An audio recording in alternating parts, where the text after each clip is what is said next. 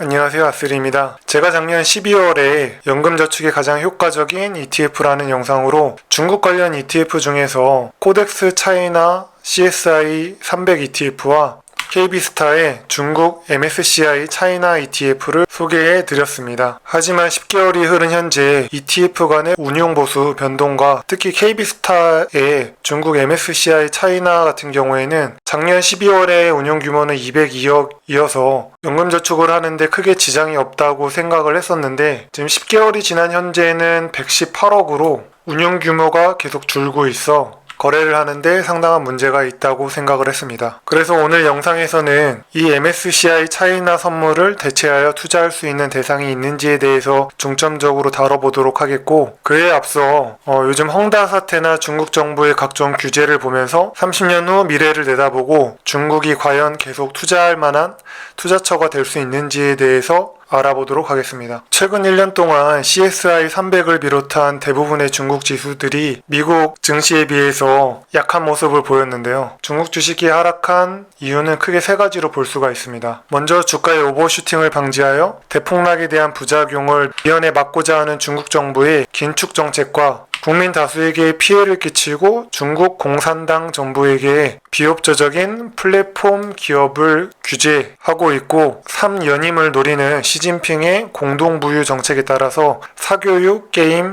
도박 관련 기업들이 사업 자체를 할 수 없을 정도로 존폐 위기에 몰리고 있기 때문입니다. 그렇기 때문에 최근 1년 동안 미국 증시가 끊임없이 우상향한 것에 비하여 중국 증시는 CSI 300 같은 경우에도 계속 하락을 하고 있고, 특히 플랫폼 기업들이 많이 모여있는 항생 테크 같은 경우에도 거의 반토막이 나는 초라한 결과를 보여주고 있습니다. 그럼에도 불구하고 저는 중국 주식에 계속 투자를 해야 된다고 생각을 하는데요. 그 이유는 긴축 정책의 의도 자체가 주가의 오버슈팅을 방지하고 건전한 기업의 육성에 있는 것이지 주식시장 자체를 말살시키려는 게 아니라는 점 때문이고, 두 번째는 플랫폼 기업을 없애게 되면은 그 빈자리를 무엇인가가 채우게 될 텐데 그 빈자리를 글로벌 기업들에게 다 넘겨줘야 되는 사태가 발생을 하게 되는데 공산당 정부가, 중국 정부가 그것을 원하지 않을 거라고 생각을 했습니다. 그리고 과거에 우리나라 전두환 정부 때에도 3S 정책과 같이 공산당도 지금 독재 정부의 형태를 띠고 있기 때문에 국민들이 받는 스트레스와 불만을 잠재우기 위해서 언제까지나 게임과 도박을 금지하지는 못할 것이라고 생각을 했습니다. 물론 중국이 중진국의 함정에 빠져서 선진국으로 도약하지 못하고 정체가 될 수도 있습니다. 하지만 SF플러스 자산운용의 강방천 회장의 말처럼 중국이 IMF 이전 우리나라와 같은 투자 지향형 경제구조에서 미국과 같은 소비 지향형 경제구조로 가는 길에서 맞닥뜨린 성장통과 같은 것일 수도 있다고 생각을 합니다. 하지만 저도 이 생각이 100% 맞다고는 장담을 할 수 없기 때문에 분산 투자를 꼭 해야 된다고 생각합니다. 여러분들이 생각하고 있는 중국 당국의 어떤 규제, 그리고 자본주의를 역행하는 중국 정부의 이런 정책들을 보면서 내가 그 리스크를 얼마까지 감당을 할 수 있을까, 그거를 생각해 보는 것도 투자에 있어서 재밌는 점이 아닐까 합니다. 제가 감당할 수 있는 중국에 대한 리스크는 전체 연금저축 자산의 10%만큼을 중국 지수에 투자하고 있습니다. 자, 그럼 두 번째, 중국 MSCI 차이나 ETF를 대체할 만한 ETF가 있는지 한번 확인을 해보도록 하겠습니다. 보시는 표는 중국 지수에 대한 ETF를 제가 가져와 봤습니다. 여기 CSI 300에서는 제가 코덱스의 중국 본토 CSI 300을 추천을 드렸었습니다. 당시에는 운용 보수를 확인을 해서 제가 알려드렸는데, 보시는 것처럼 운용 규모가 다른 ETF의 절반밖에 안 되다 보니까 좀 다소 높은 모습은 보여주고 있지만 6개월과 1년 수익률에서 다른 ETF들에 비해서 높은 모습을 보여주고 있기 때문에 교체하지 않고 계속 유지해 보려고 합니다. CSI 300 같은 경우는 중국 내수 기업들이 많다 보니까 원래 MSCI 차이나를 투자를 했던 이유가 CSI 300에는 없는 이런 텐센트, 알리바바, 징동닷컴과 같은 대형 플랫폼 기업에 대해서 투자를 하기 위해서였는데, 이거를 대체할 만한 ETF를 찾는 게 관건이 될 것 같습니다. 추종 지수별로 한번 알아보겠습니다. A50과 CSI 100 같은 경우에는 변동성은 작은 대신 수익이 너무 적었고, 홍콩 지수인 HSCEI 지수 같은 경우에는 홍콩 주식시장에 상장되어 있는 중국 본토 기업 50개 종목을 시가총액 기준으로 산출한 지수인데, 고성장 기업을 너무 늦게 지수에 편입하는 등 지수의 운영 자체에 문제가 있어서 10년 넘게 박스권을 벗어나지 못하고 있기 때문에 추천 지수에서 제외를 하겠습니다. 차이 넥스트 같은 경우에는 수익률은 매우 좋았으나 2%가 넘는 운용 보수는 장기적으로 봤을 때 우리에게 전혀 유리하지 않다고 생각을 했습니다.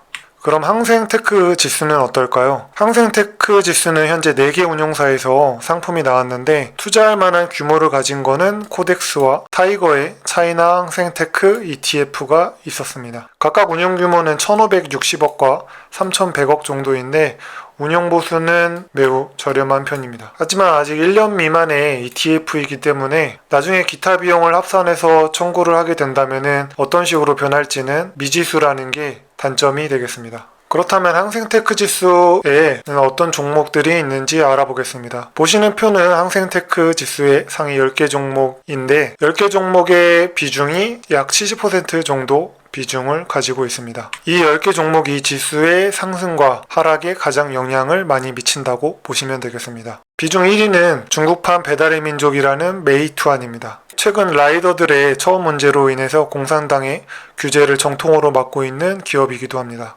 다음으로는 우리가 잘 알고 있는 텐센트, 징동닷컴이 있겠고, 그리고 틱톡으로 알려진 콰이쇼우 테크놀로지도 있습니다. 또 여기 글로벌 스마트폰 점유율 1위 샤오미도 있는데, 애플도 아니고 삼성도 아닌 샤오미가 1등이라는 의문을 저도 가졌는데 중국 1위 판매량이 곧 세계 1등 판매량이 된다고 합니다. 정말 중국 시장이 대단히 큰 것 같습니다. 다음은 공산당을 비판하다가 경영에서도 쫓겨난 마윈의 알리바바, 그리고 중국의 반도체 기업인 SMIC가 있습니다. 그리고 레노보가 있는데요. PC 제조를 하는 기업인데 저는 레노보가 중국 기업이라는 것을 이번에 조사하면서 처음 알게 됐습니다. 보시는 그래프는 항생테크 지수 1위부터 4위까지 주가 그래프입니다.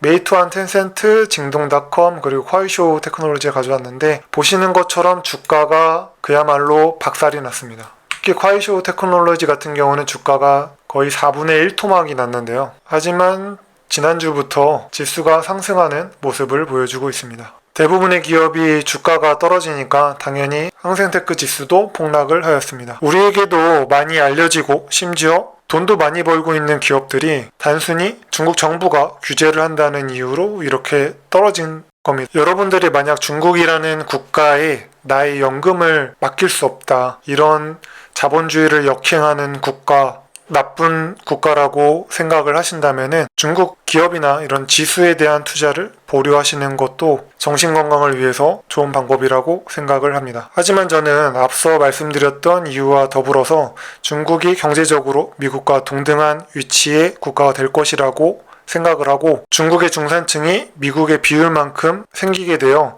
글로벌 최고의 소비시장이 될 거라고 생각을 합니다. 이러한 시점에 규제에 대한 리스크는 저평가된 기업들을 살 수 있는 좋은 기회라고 생각을 했습니다. 저는 지난주에 MSCI 차이나 ETF를 모두 매도하고 매도한 금액을 모두 항생테크 지수를 매수하였습니다. 제가 일전의 영상들을 말씀드리면서 미국의 경우에는 나스닥에 투자를 하지 않고 S&P에만 투자를 하고 있다고 말씀을 드렸는데, 그 최고의 원인이 S&P 대비 나스닥이 굉장히 고평가, 그러니까 역사적으로 고평가되어 있다고 생각을 하기 때문에 투자를 하지 않고 있다고 말씀을 드렸는데, 지금 항생테크 지수의 기술주들을 보면은 여기 PER이라는 지표가 있습니다. PER은 기업이 순이익으로 몇 년을 벌어야 시가총액이 되냐를 따지는 지표인데, PER 20이라는 거는 해당 기업이 20년을 벌면은 시가총액에 도달한다는 뜻입니다. 지금 현재 나스닥 100의 평균 PER이 37에서 39 사이인데, 보시는 것처럼 항생테크 기업의 PER 같은 경우에는 여기 적자 기업을 제외하고는 대부분이 20 초반에서 심지어 레노보는 지금 PER 9를 나타내고 있습니다. 한마디로 기업의 성장성이나 가치 대비 PER이 상당히 낮은 수준에 있다고 생각을 하시면 됩니다. 제가 이번에 매수한 항생테크 ETF는 타이거 차이나 항생테크이고 운용 규모가 코덱스의 2배가 넘기 때문에 기타 비용에서 고정 비용이 많이 내려간다고 말씀을 드렸습니다. 보시는 것처럼 6개월 수익률도 마이너스 19%에 달합니다. 저는 이것을 나름 역발상 투자라고 생각을 하는데 저의 역발상 투자는 성공을 할 수 있을까요? 오늘은 중국 지수에 계속 투자를 해야 되는지, 그리고 MSCI ETF를 대체해서 투자할 만한 ETF가 뭐가 있는지에 대해서 말씀을 드렸습니다. 만약 이런 중국의 빅테크 기업에 대해서 투자하는 게 부담스러우신 분들이라면은 차이나 CSI 300, 그러니까 내수시장에만 투자를 하시는 것도 나름 괜찮은 방법이라고 생각을 합니다. 오늘 영상은 이것으로 마치도록 하겠습니다. 갑자기 추워진 날씨에 건강관리 잘 하시기 바랍니다. 여러분들의 성공적인 투자를 기원하는 아슬이었습니다.